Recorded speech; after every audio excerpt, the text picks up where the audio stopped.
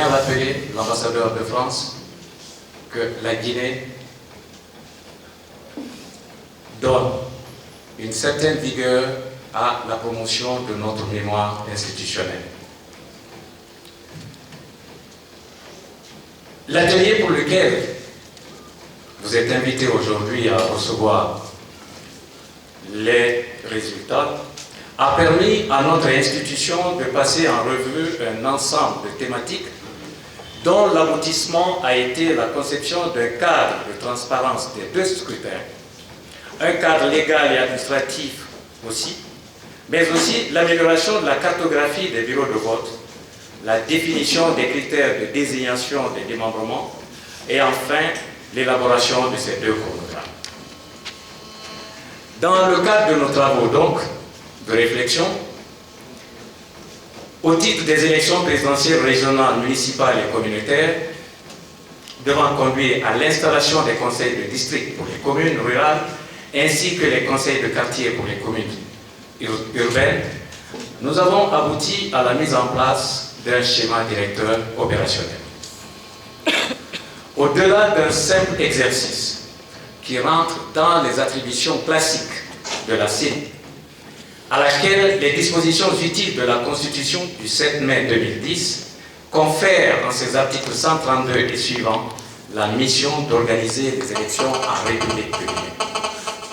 De même, les dispositions pertinentes de l'article 2 de la loi L 001 du 22 avril 2010 portant révision de la loi organique relative lui-même au code électoral précisent à leur tour que la Commission nationale électorale indépendante est l'institution chargée de l'organisation de toutes les élections politiques et du référendum en République de Guinée. Mesdames et messieurs, pendant 4 jours, nous avons abordé d'arrache-pied, travaillé d'arrache-pied sur les chronogrammes relatifs à l'organisation des prochaines consultations.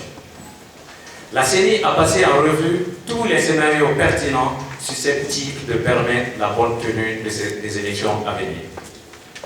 Au terme de nos travaux, nous avons ainsi déterminé le premier tour de l'élection présidentielle est fixé au 11 octobre 2015.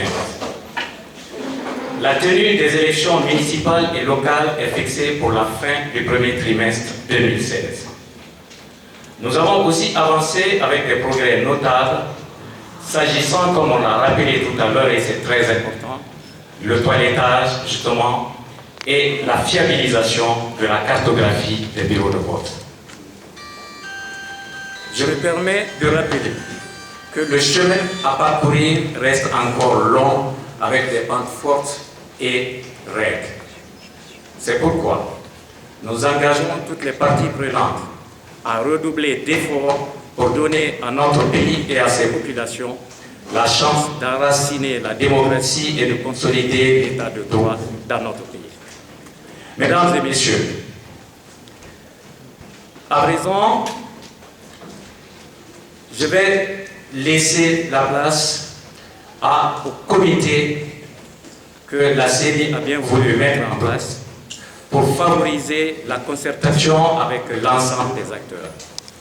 C'est sa première grande activité. La volonté de créer justement ce comité répond à des obligations à la fois opérationnelles, mais aussi juridiques et politiques, à savoir la consultation et l'échange avec les acteurs pour nous permettre encore de bien remplir notre mission. La concertation est utile, elle est nécessaire. D'où la création de ce comité. C'est l'interlocuteur des acteurs, c'est le lieu aussi de diffusion des informations et de recueillement de toutes les bonnes idées allant dans le sens de l'amélioration du processus électoral dans notre pays.